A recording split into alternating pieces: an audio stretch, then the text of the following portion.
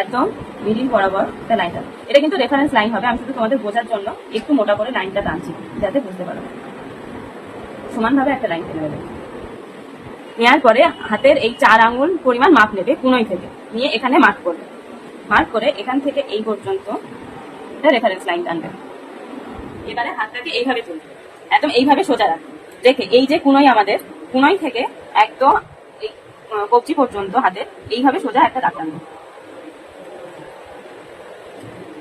টেনে নিলে একদম স্ট্রেট হলো।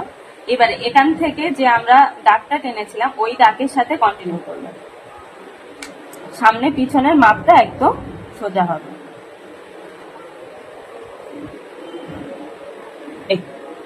হলো। এবার চাইলে তোমরা এই পাশেও একটা দাগ টেনে রাখতে পারো যাতে এই ডিজাইনটা ওই দিকে না চলে যায়, ওই ডিজাইনটা এদিকে না চলে আসে মাপ হিসাবে। এই যে দেখো পুরো এইটা চলে আসলো, এটা এই চলে আসলো। এবার যদি আমি হাতের এই ডিজাইনটা পুরো এখানে করে নিলাম, নেওয়ার পরে হাতটাকে এইভাবে বাঁকাবো, বাঁকিয়ে এইভাবে হাতটাকে রাখবো। এখান থেকে এইটা সোজা একদম দাগ আছে, এখান থেকে এই লাইন চলে